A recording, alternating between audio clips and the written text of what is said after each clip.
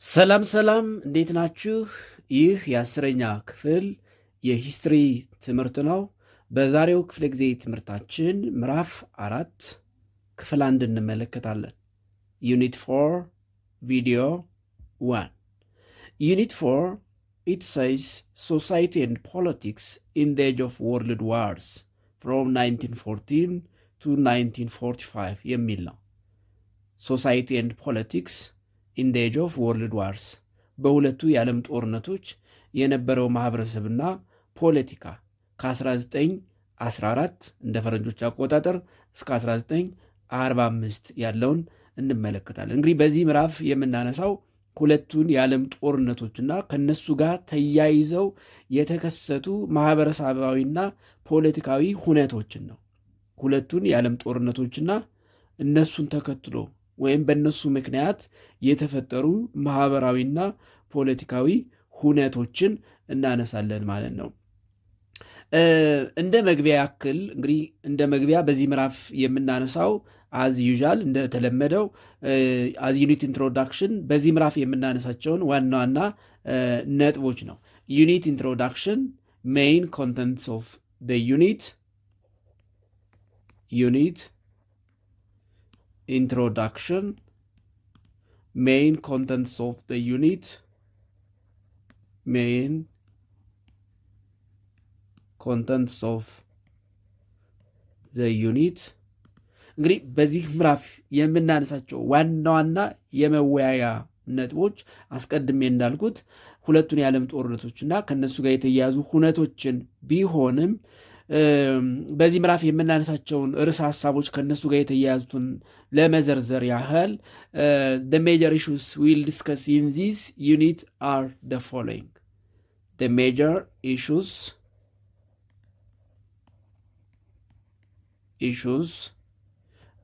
we will discuss in this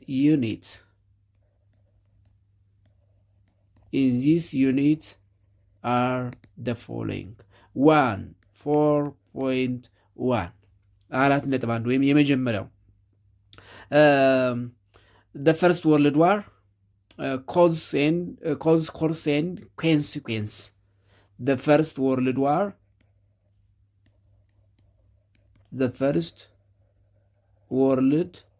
war from 1914 to 1918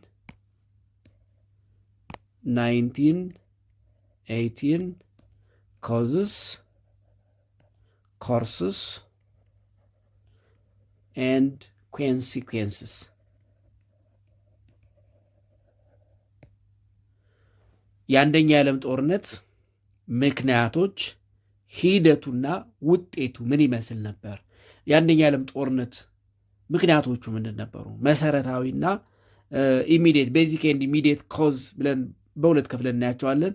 ሂደቱ ምን ይመስል ነበር? ጦርነቱ እንዴት ተጀመረ፣ እንዴት አለቀ የሚለውን ኮርስ ወይም ሂደቱ እንመለከታለን። ጦርነቱ ያስከተለው ውጤት ወይም ደግሞ ኮንሲኩዌንስ ምንድን ነው የሚለውን እናነሳለን። ስለዚህ የመጀመሪያው ርዕሰ ሀሳባችን ወይም ኢሹ ዛት ዊል ዲስከስ ኢን ዚስ ዩኒት ዘ ፈርስት ወርልድ ዋር from 1914 to 1918 causes, courses and consequences ነው። ሁለተኛው 4.2 4.2 the October Socialist Revolution in Russia causes, course and result. Actually the October and February ብለን እናነሳዋለን ወይም ደግሞ the Socialist Revolution in Russia in general, the Socialist Revolution in Russia that is October and February,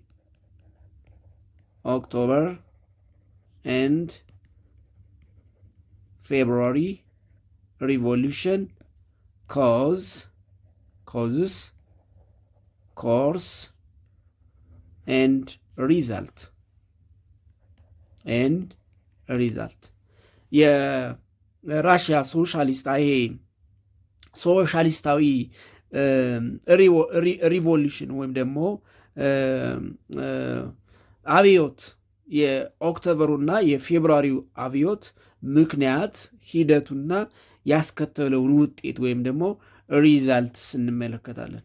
ሶስተኛ 4.3 የምናነሳው እንግዲህ የአንደኛ ዓለም ጦርነትን ተከትሎ ከሆኑ ዓለም አቀፍ ሁነቶች በቀጣይ ዓለም ሌላ ጦርነት እንዳይገጥማት የሚሰራ አንድ ዓለም አቀፍ ተቋም ማቋቋም ነበር። እሱም እንግዲህ የመጀመሪያው በኋላ ዩናይትድ ኔሽን የተባለው የመጀመሪያው ዓለም አቀፍ ተቋም ዘ ሌግ ኦፍ ኔሽን ነው። ዘ ሌግ ኦፍ ኔሽን ዘ ስታብሊሽመንት ኦፍ ዘ ሌግ ኦፍ ኔሽን ዘ ስታብሊሽመንት ኦፍ ዘ ሌግ ኦፍ ኔሽን ዘ ሌግ ኦፍ ኔሽን ሌጊ ኦፍ ኔሽን latter named as United Nation በኋላ የተባበሩት መንግስታት ተብሎ የተሰየመው በመጀመሪያ ሌግ ኦፍ ኔሽን የሚባለውን የእሱን ምስረታ እንመለከታለን። ሌግ ኦፍ ኔሽን እንዴት ተመሰረተ? ሌግ ኦፍ ኔሽን ያጋጠሙት ድክመቶች፣ ሌግ ኦፍ ኔሽን ከተቋቋመ በኋላ ለምንድን ነው ዓለም ወደ ሁለተኛ የዓለም ጦርነት የገባው? በኋላስ እንዴት ነው ሌግ ኦፍ ኔሽን ወደ ዩናይትድ ኔሽን የተቀየረው? ለምን የሚሉ ርዕሰ ሀሳቦችን እናነሳለን። አራተኛ 4.4 በዚህ ምዕራፍ የምናነሳው the world wide economic crisis ነው። the world wide economic crisis or depression exists around 1920s. exist around 1920s በ1920ዎቹ በተለይ ደግሞ የአንደኛውን የዓለም ጦርነት ተከትሎ በዓለም የታየው የኢኮኖሚ ቀውስ ምክንያቱ ምን ነበረ? ምን አስከተለ? ያ እንግዲህ በታሪክ የተመዘገበ የዓለም አቀፍ የኢኮኖሚ ቀውስ ነው። የኢኮኖሚ ውድቀት ምክንያቱ ምን ነበረ? ምን አስከተለ? ውጤቱ ምን ነበረ የሚለውን እናነሳለን። በመጨረሻ 4.5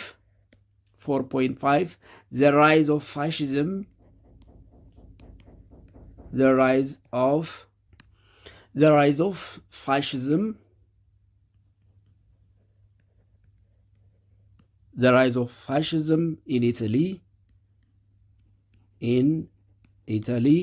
the rise of Nazism in Germany, and militarism in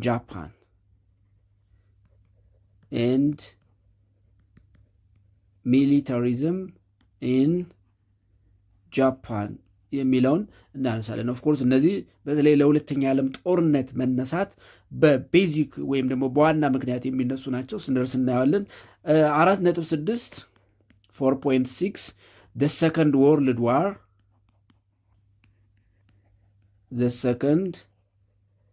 world war from 1939 to 1945 causes and consequences የሚሉ 6 ዋና ዋና ርዕሰ ሀሳቦችን ነው የምናነሳው።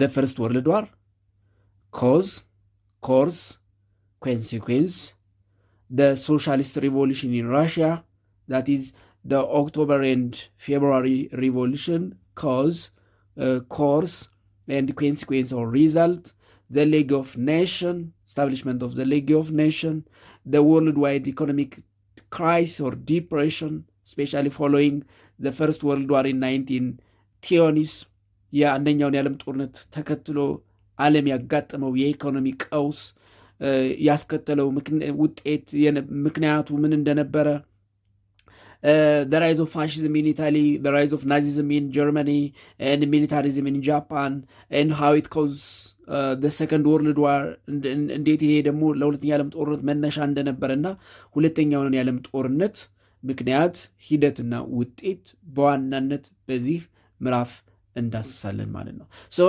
ፈርስት ሌት አስ ዘ ፈርስት ወርልድ ዋር 4.1 the first world war from 1914 to 1918 causes and consequences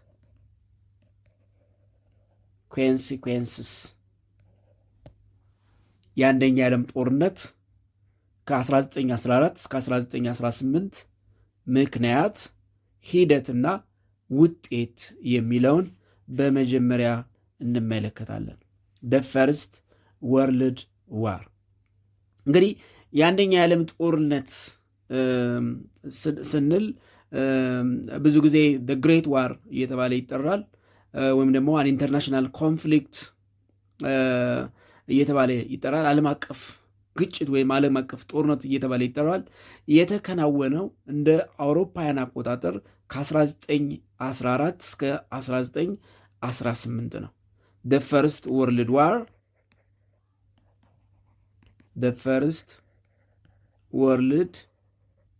war it is often known as the Great War,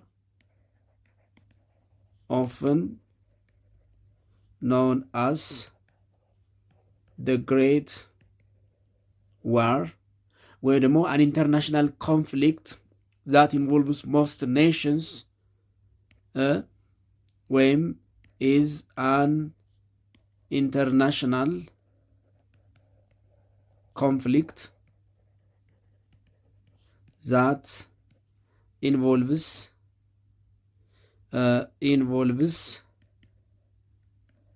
most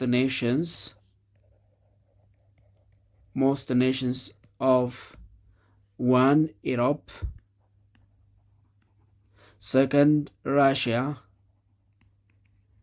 እንግዲህ ራሽያ ስንል በዛ በቀድሞው አጠራር ይሄ ዘ ሶቪየት ሶሻሊስት ሪፐብሊክ ዩናይትድ ሶቪየት ሶሻሊስት ሪፐብሊክ ወይም ዩኤስኤስአር ይባል የነበረው ዩኤስኤስአር አብዛኛው ኤዥያ ማለት ነው። ዩናይትድ ስቴትስ ሚድል ኢስት ኤንድ አዘር ሪጅንስ እነዚህን ሁሉ ያሳተፈ ታላቅ ጦርነት ዓለም አቀፋዊ ግጭት ነበር። the first world war, the great war, international conflict that involves most nations of Europe, Russia, United States, including Canada, Middle East, and other nations of Latin America, Africa, and East Asia. የምስራቅ ኤዥያ፣ የአፍሪካ፣ የላቲን አሜሪካ፣ የመካከለኛው ምስራቅ፣ የዩናይትድ ኔሽን ወይም ደግሞ የዩናይትድ ስቴትስ የአሜሪካ ማለት ነው። ዩናይትድ ስቴትስ ኦፍ አሜሪካ፣ የአውሮፓና የራሽያን አብዛኞቹን ሀገራት ያሳተፈ ጦር that's why it's called the first world war. that's why it's called the world war. ዓለም አቀፍ ጦርነት የሚባለው ኦልሞስት በዓለም ላይ ያሉ ሀገራት በአንድም በቀጥታም በተዘዋዋሪም የተሳተፉበት ጦርነት ስለነበረ ነው። and it was held from 1914 to 1918. the first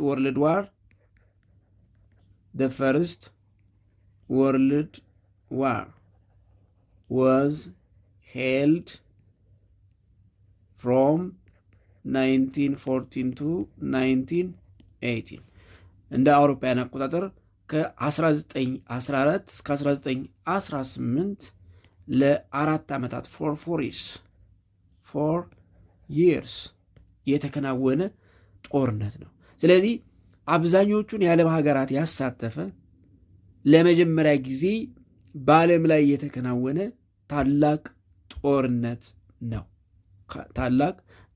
ነው። ምክንያቱ ምን ነበረ? ሂደቱ ምን ይመስል ነበር? ውጤቱስ ምንድን ነበር የሚለውን እንደሚከተለው እናያለን። 1. Causes of the World War First. Causes of the First World War. The First World War ምን ነበር ምክንያቱ?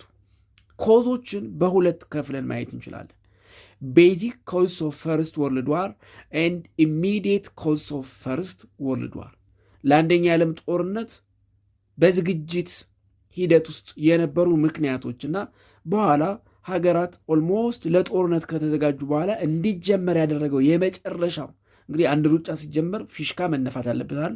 እንደ ፊሽካው ያገለገለው የመጨረሻው ምክንያት በተለምዶ ኢሚዲየት ኮዝ የምንለው the beginning of the war, the beginning of the first clash፣ የመጀመሪያው ግጭት፣ የመጀመሪያው የጦርነቱ ጥንስስ ወይም ደግሞ ጦርነቱ እንዲጀመር የመጀመሪያዋ ጥይት የጮኸችበት ምክንያት ኢሚዲየት ኮዝ ምንድን ነው የሚለውን እናነሳለን። 1. ቤዚክ ኮዝ ኦፍ ወርልድ ዋር ፈርስት ወርልድ ዋር። መሰረታዊ ምክንያቶች ምን ነበሩ የሚለውን ስናነሳ አንደኛው the formation of military alliance ነው። 1. You can say A. The formation of military alliance። ሀገራት ለትብብር ወይም ደግሞ ፎር ዲፌንስ ፐርፐዝ ፎር ሙቹዋል ዲፌንስ ፐርፐዝ ህብረት ወይም አሊያንስ ወይም ግሩፕ መፍጠራቸው ነው። ሚሊተሪ አሊያንስስ ኦር ሚሊተሪ ግሩፕስ እንግዲህ በአንደኛ የዓለም ጦርነት እንደ መሰረታዊ ምክንያት የሚነሱ ሚሊተሪ አሊያንስ ወይም ሚሊተሪ ግሩፕስ ሁለት ነበሩ። there were 2 major military alliances that caused the First World War. There were 2 main military alliances or groups that causes the First World War. የአንደኛው የዓለም ጦርነት እንዲከሰት ያደረጉ ሚሊተሪ አሊያንሶች በዋናነት ሁለት ነበሩ። ያ ማለት ዓለም በሁለት ሚሊተሪ አሊያንስ ወይም ሙቹዋል ዲፌንስ አሊያንስ ተከፍሎ ነበር። እሱ መሆኑ ለኋለኛው የመጀመሪያው የዓለም ጦርነት መሰረታዊ ምክንያት ነበሩ። እነዚህም the military alliances were the first one is triple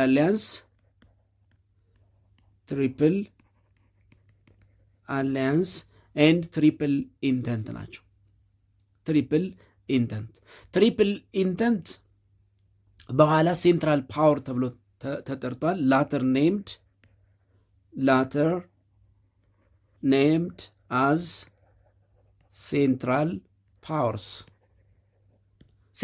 ፓወርስ እየተባሉ ተጠርተዋል። መጀመሪያ ግን ስማቸው ትሪፕል አሊያንስ የሚባል ነበር።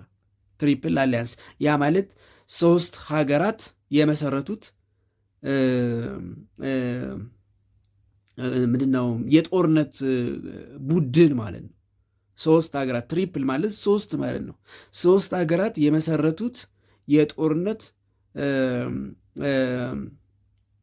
ምንድነው አሊያንስ ወይም ጥምረት፣ የጦርነት ጥምረት ለጦርነት የሚሆን ፎር ሚሊተሪ አሊያንስ ወይ ደግሞ ለጦርነት የሚሆን ህብረት የፈጠሩት ስለሆነ 3 ሀገራት ስለሆነ የፈጠሩት በዋናነት ትሪፕል አሊያንስ፣ በኋላ ግን ሴንትራል ፓወርስ ተብለው ተሰይመዋል። ስለዚህ የመጀመሪያው ሚሊተሪ አሊያንስ that caused the First World War ትሪፕል አሊያንስ ወይም ላተር ሴንትራል ፓወርስ የተባሉት ነበሩ።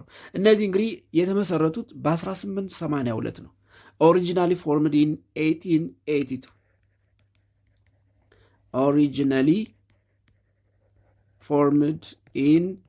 1882 and this alliance was comprised the following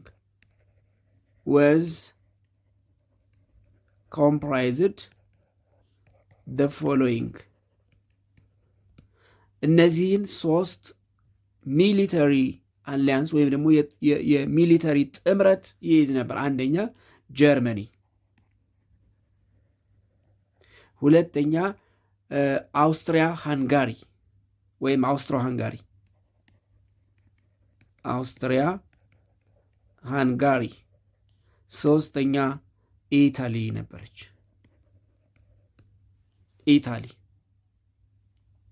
ኢታሊ እነዚህ አንድ ቡድን ውስጥ ነበሩ።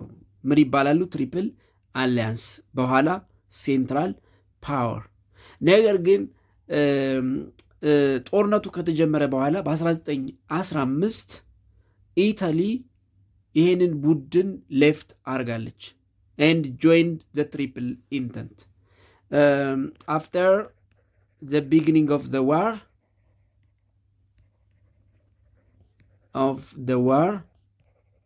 ጦርነቱ ከተጀመረ በኋላ ኢታሊ left triple alliance or central power,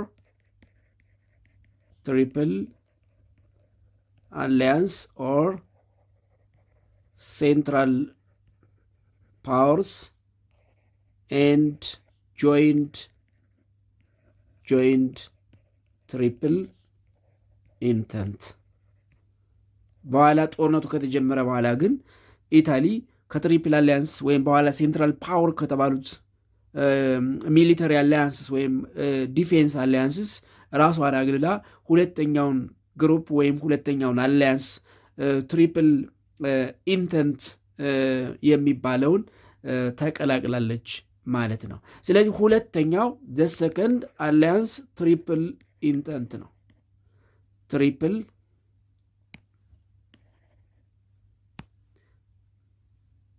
ትሪፕል ኢንተንት the second military alliance that caused the first world war, triple entente. And triple entente, first it is developed by Franco-Russian alliance in 1894. ፈረንሳይና ራሽያ በፈጠሩት ጥምረት በ1894 ለመጀመሪያ ጊዜ የተመሰረተ ነው። First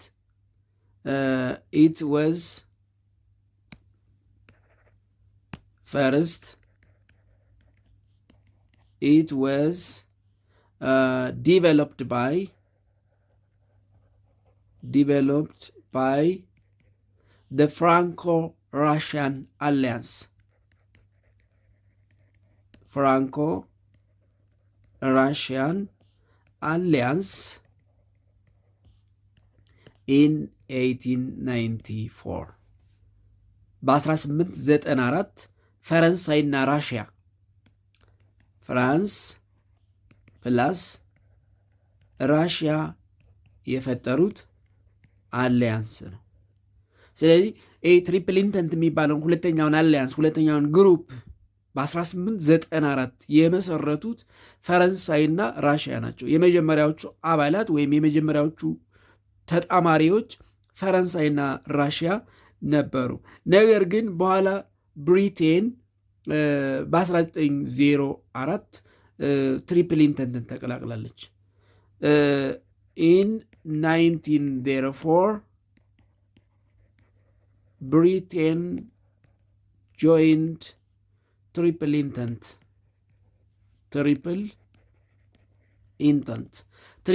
ኢንተንትን ተቀላቅላለች በ1904 ማለት ነው። እንግዲህ ይሄ የተመሰረተው የትሪፕል ኢንተንት የተመሰረተው የአንግሎ ራሽያን አግሪመንት ኦፍ 1907ን ተከትሎ ነው።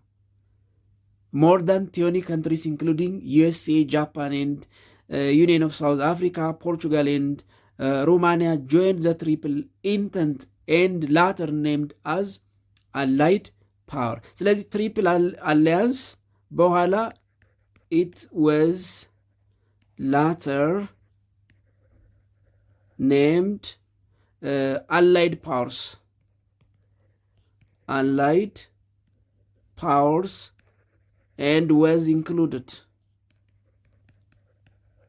included United States of America, Japan, South Africa, Union of South Africa,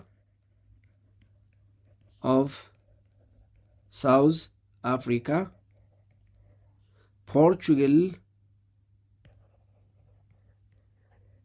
and Romania. እነዚህን በማካተት ትሪፕል ኢንተንት አላይድ ፓወር ተብሎ ተጠርቷል ማለት ነው፣ ወይም ደግሞ ተሰይሟል ማለት ነው። ስለዚህ አንደኛው ምክንያት ስታብሊሽመንት ኦፍ ሙቹዋል ዲፌንስ አሊያንስ ወይም ደግሞ ሚሊተሪ አሊያንስ ነው። ስለዚህ ሁለት ቡድን ተፈጠረ ማለት ነው። two groups were formed. Two groups of military alliance. Military alliance. Military alliances were formed. ሁለት ቡድኖች ተፈጠሩ። የመጀመሪያው ትሪፕል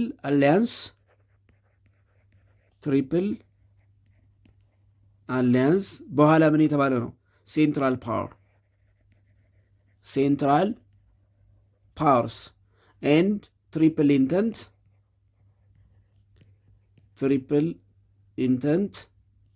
ኢንተንት በኋላ አላይድ ፓወርስ የተባሉ ሁለት ሚሊተሪ አሊያንሶች ወይም ደግሞ ግሩፖች ተፈጠሩ። ትሪፕል አሊያንስ ኢት ዋዝ ኢንክሉድ ማንን ያካትት ነበረ? ጀርመኒ፣ ኢታሊ እና አውስትሪያ ሃንጋሪ። ኢታሊ ቲል 1915 እስከ 1915። ምክንያቱም ከ1915 በኋላ ወደ የት ሄዳለች? ወደዚህኛው ሙቭ አድርጋለች። ትሪፕል ኢንተንት የሚባለው ቡድን በኋላ አላይድ ፓወር የተባለው ቡድን ደግሞ እነዚህን ያካትት ነበር። ፈረንሳይ፣ ራሽያ፣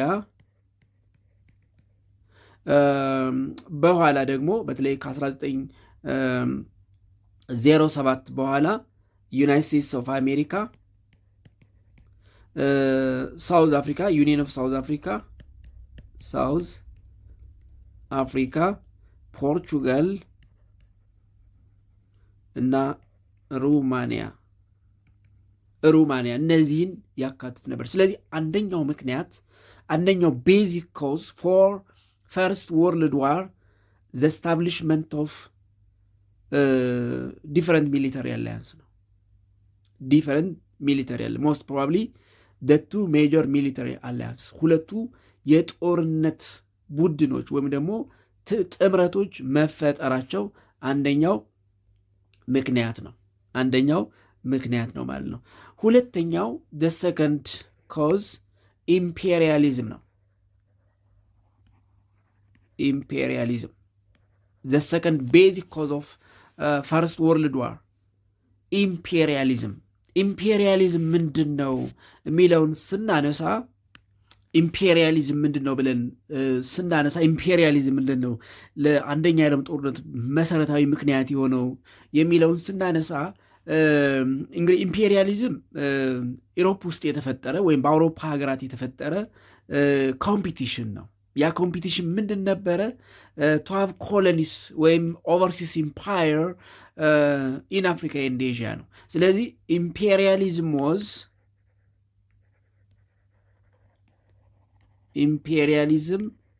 was a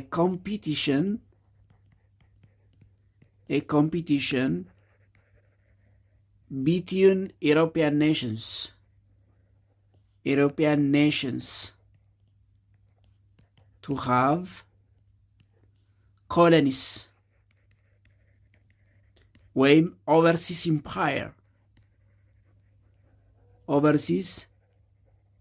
empire in Africa and ኤዥያ። የአውሮፓ ሀገራት የአፍሪካ ሀገራትንና የኤዥያን ሀገራት በቅኝ ግዛት ለመያዝ ያደርጉት የነበረ ኮምፒቲሽን ነው። ኤንድ ዘ ኮምፒቲሽን ኢን ሳም ኮሎኒስ ኦር ኦቨርሲ ኢምፓየርስ ሳምታይምስ ኢት ብሮክ አውት ዋርስ። አንዳንዴም በሀገራቱ መካከል ጦርነት እንዲፈጠር አድርጓል።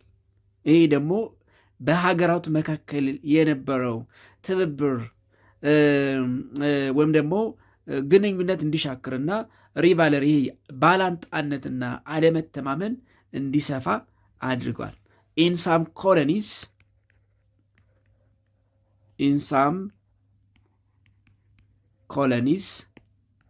in Asia and Africa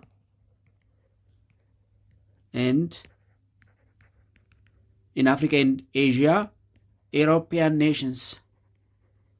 European nations were fight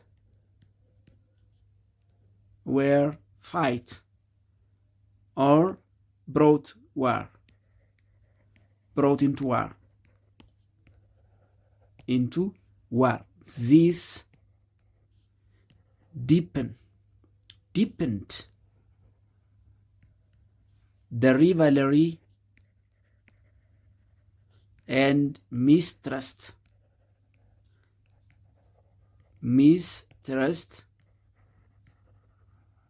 between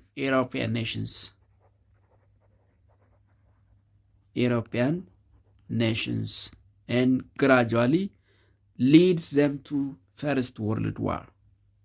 ቀስ በቀስ ወደ አንደኛ የዓለም ጦርነት እንዲገቡ አድርጓቸዋል። ስለዚህ ሁለተኛው መሰረታዊ ምክንያት የአንደኛው የዓለም ጦርነት መሰረታዊ ምክንያት ኢምፔሪያሊዝም ነበር። the competition of European nations to control colonies or overseas empire mainly in Africa and Asia. ይህ ኮምፒቲሽን ደግሞ አንዳንዴም ለጦርነት ለግጭት ዳርጓቸው ስለነበረ በመካከላቸው ባላንጣነት ሪቫለሪን ሚስትረስት አለመተማመን እንዲፈጠር አድርጓል። ግራጁዋሊም ቀስ በቀስ የአንደኛ የዓለም ጦርነት በመካከላቸው በሁለቱ ሚሊተሪ አሊያንስስ ወይም ሚሊተሪ ግሩፕስ መካከል እንዲፈጠር አድርጓል። ሶስተኛው the third basic cause of First World War was militarism ነው። ሚሊተሪዝም ይሄ ጦረኝነት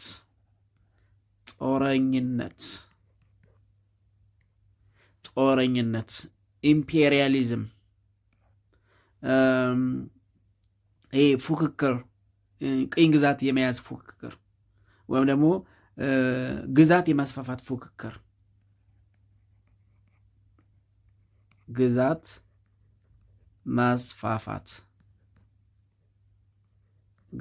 የማስፋፋት ፉክክር። ሶስተኛው ሚሊተሪዝም ወይም ጦረኝነት ነው።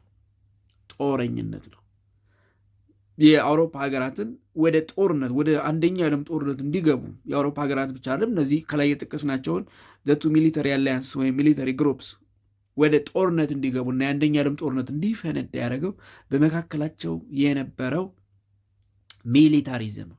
the rise of dangerous European armed races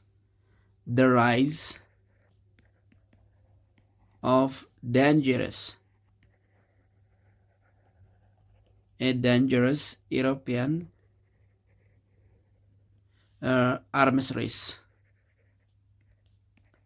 arms race ለምሳሌ በ1914 ጀርመን 100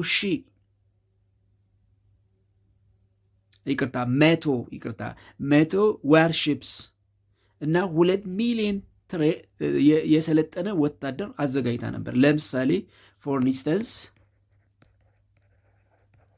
ኢንስተንስ ባይ 1914 ጀርመኒ had 100 warships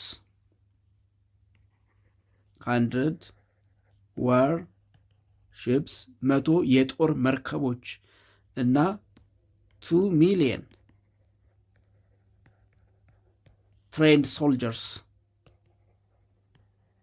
trained soldiers 2 ሚሊዮን የሰለጠነ ወታደር አዘጋጅታ ነበር። ግሬት ብሪቴን ኤንድ ጀርመኒ ቦዝ ግሬትሊ ኢንክሪዝ ዜር ኔቪስ ኢን ዚስ ፒሪየድ። በተለይ የባህር ኃይላቸውን ኔቪያቸውን የጨመሩበት ጊዜ ነው። ፋርዘር ጀርመኒ ኤንድ ራሽያ ፓርቲኩላርሊ the military establishment began to have a great influence on public policy. This increased in militarism and helped these countries to push to involve into wars. ይሄ ሚሊታሪዝም ይሄ የጦረኝነት መንፈስ ጦር ሰራዊት የመገንባት በጦር ሰራዊት ኃያል የመሆን መንፈስ ወይም ደግሞ ሙከራ በኋላ ለአንደኛው የዓለም ጦርነት ምክንያቱ ናቸው። አራተኛው እና የመጨረሻው ቤዚክ ኮዝ ኦፍ ፈርስት ወርልድ ዋር ናሽናሊዝም ነው። ናሽናሊዝም ይሄ ብሔርተኝነት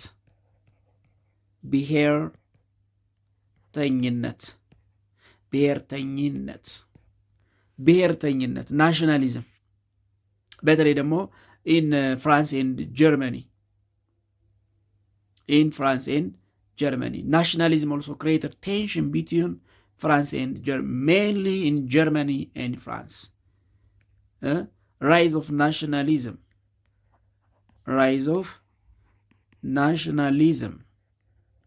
mainly in France and Germany. በተለይ ፈረንሳይና ጀርመኒ የነበረው የብሔርተኝነት እንቅስቃሴ ለምሳሌ በ1870 እና በ1871 ፈረንሳይና ፕሩሺያ ጦርነት አድርገው ነበር። ይህንን ጦርነት በዚህ ጦርነት የተሸነፈችው ፈረንሳይ ነበረች እና ፈረንሳይ ስትሸነፍ ፕራሺያ አልሳስና ሎሬን የሚባሉ የፈረንሳይ ግዛቶችን ወስደባት ነበር። እነዚህን ለማስመለስ እና ለመበቀል ከፍተኛ የናሽናሊዝም ሙቭመንት ነበረ ፈረንሳይ። ሌላው ባልካን ናሽናሊዝም ነው። ባልካን ናሽናሊዝም was another source of tension. They struggled to obtain independence of the Ottoman Turks domination. ባልካን ስቴትስ የሚባሉት በወቅቱ በኦቶማን ታርክ ስር የነበሩ ስለነበሩ ከዛ ነፃ ለመውጣት የሚያደርጉት የናሽናሊዝም ወይም የብሔርተኝነት እንቅስቃሴ ነበረ ማለት ነው። ስለዚህ አራተኛው መሰረታዊ ምክንያት ናሽናሊዝም ወይም ብሔርተኝነት ነበር። እንግዲህ በእነዚህ አራት መሰረታዊ ምክንያቶች በሁለት ቡድን የተከፈሉ ሀገራት ኦልሞስት ለጦርነት ተዘጋጅተው ኦልሞስት ፊሽካ ነበር የሚጠብቁት። ያ ፊሽካ ምን ነበረ የሚለውን ስናነሳ the second one is immediate cause of world war first ነው። immediate cause of world war first። እንግዲህ ሀገራት በእነዚህ አራት መሰረታዊ ምክንያቶች ለሁለት ተከፍለው ቱ ሚሊተሪ ግሩፕ ተከፍለው ወይም አሊያንስ ተከፍለው ለጦርነት ዝግጁ ነበሩ። የሚጠብቁት አንድ ነገር ነበረ። እሱ ምን ይባላል? ኢሚዲየት ኮዝ ይባላል። እንግዲህ ጦርነቱ እንዲጀመር ምክንያት የሆነው ኦልሬዲ ለጦርነት ዝግጁ ናቸው፣ ግን ማን ይተኩስ? አንዳንዴ ሀገራት ለጦርነት ይዘጋጁና የሆነ ኢቨንት ይጠብቃሉ። ያ ኢቨንት ምንድን ነው? ሀገራቱ ወደ ጦርነት እንዲገቡ ያደረጋቸው የመጨረሻው ፊሽካ ማለት ነው። እሱ ምን ተብሎ ይጠራል? በጦርነት ኢሚዲየት ኮዝ ኦፍ ዘ ዋር ይባላል። ኢሚዲየት ኮዝ። ስለዚህ የአንደኛ የዓለም ጦርነት እንዲጀመር ይሄ ሁሉ ሂደት ባለበት እንዲጀመር ያደረገው የመጨረሻው ምክንያት ወይም ደግሞ ኢሚዲየት ኮዝ ምን ነበር ብለን ስናነሳ the immediate cause of world war first was the assassination of Archduke Franz Ferdinand, the heir of the throne of Austria-Hungary on June 28 by the Serbian nationalist named Gavrilo Princip at Sarajevo, the capital of Bosnia, which was part of Austria-Hungary. The immediate cause.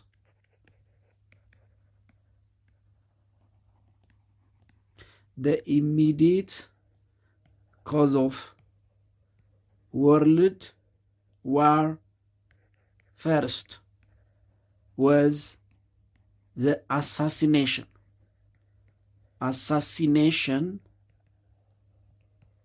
of Archduke Franz Ferdinand. The heir to the throne of Austria-Hungary. የአውስትሪያ-ሃንጋሪ አልጋ ወራሽ heir to the throne of Austria-Hungary.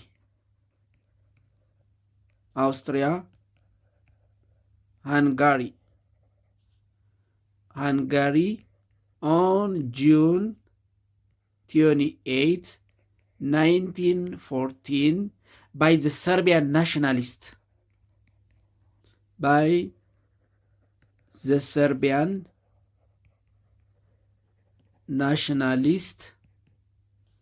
Named by the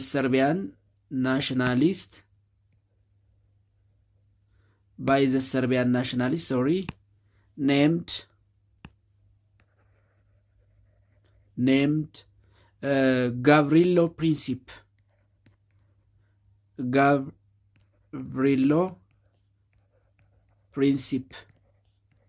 at Sarajevo,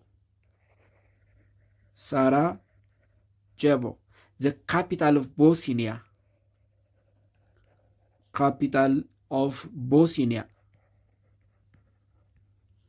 Bosnia was part of Austria-Hungary. የቀድሞዋ አውስትሪያ-ሃንጋሪ ኦፍ ኮርስ አውስትሪያ-ሃንጋሪ የቀድሞዋ ዛሬ ሁለት ሀገር ሆናለች። አውስትሪያና ሃንጋሪ የሚባሉ ሁለት የተለያዩ ሀገራት ሆነዋል። ያን የአውስትሪያ-ሃንጋሪ ቦስኒያ የምትባለውን ግዛት ታስተዳድር ነበር። የቦስኒያ ካፒታል ሲቲ ሳራጀቮ ትባል ነበር። ስለዚህ እዚህ ሳራጀቮ የሚባል የቦስኒያ ከተማ ውስጥ ጋቭሪሎ ፕሪንሲፕ የተባለ ሰርቢያዊ የአውስትሮ ሃንጋሪን አልጋ ወራሽ ወይም ደግሞ የንጉስ ልጅ ፍራንስ ፈርዲናንድ ወይም አርችዱክ ፈርዲናንድን መግደሉ የአንደኛው የዓለም ጦርነት ኢሚዲየት ኮዝ ነበረ። ዜን የአውስትሮ ሃንጋሪን መገደል ምንድነው የፍራንስ ፈርዲናንድን መገደል ተከትሎ አውስትሪያ ሃንጋሪ ሰርቢያ ላይ ጦርነት አወጀች። ፎሎዊንግ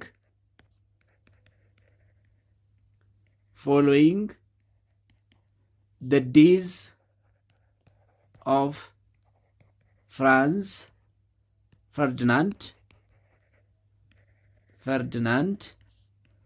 at Sarajevo by the Serbian nationalist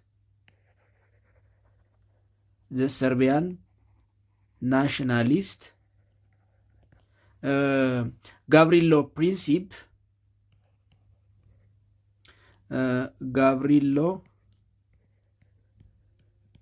Princip አውስትሮ-ሃንጋሪ ወይም አውስትሪያ-ሃንጋሪ declared war on Serbia. አውስትሪያ-ሃንጋሪ ሰርቢያ ላይ ጦርነት አወጀች። and this is the beginning of the First World War. This was the beginning of the First World War. ይህ እንግዲህ የአንደኛው የዓለም ጦርነት ጅማሮ ነው ማለት ነው። ስለዚህ የአንደኛ የዓለም ጦርነት የተጀመረው በአውስትሪያ ሃንጋሪና በሰርቢያ መካከል ነው። አውስትሮ ሃንጋሪ የየትኛው ግሩፕ ነበረች? የትሪፕል አሊያንስ ወይም ደግሞ የሴንትራል ፓወር አባል ነበረች። ስለዚህ አውስትሪያ ሃንጋሪ ሰርቢያ ላይ ጦርነት ስታውጅ በአውስትሮ ሃንጋሪና በሰርቢያ መካከል የተሰለፉ ቀድሞም በሁለት ጎራ የተከፈሉ ሀገራት አንዱ በአንዱ ሳይድ እየሆነ የአንደኛው የዓለም ጦርነት ጀመረ ማለት ነው። እንዴት ቀጠለ? እንግዲህ አውስትሪያ ሃንጋሪ ሰርቢያ ላይ ጦርነት ማወጇ የአንደኛ የዓለም ጦርነት ጅማሮ ነው ካል በሁለቱ ሀገራት የተነሳው ጦርነት እንዴት ቀጠለ? ኮርስ ኦፍ ዘ ዋር፣ ኮንሲኩዌንስ ኦፍ ዘ ዋር፣ የጦርነቱ ሂደት ምን ይመስል ነበር፣ የጦርነቱ ውጤት ምን ይመስል ነበር የሚለውን በክፍል 2 እንመለከታለን። ምክንያቱም በ5 ደቂቃ የቀረን 5 ደቂቃ ስለሆነ ስለማንጨርሰው እንግዲህ ጦርነቱ ተጀምሯል። ጦርነቱ የተጀመረው በአውስትሪያ ሃንጋሪና በሰርቢያ መካከል ነው።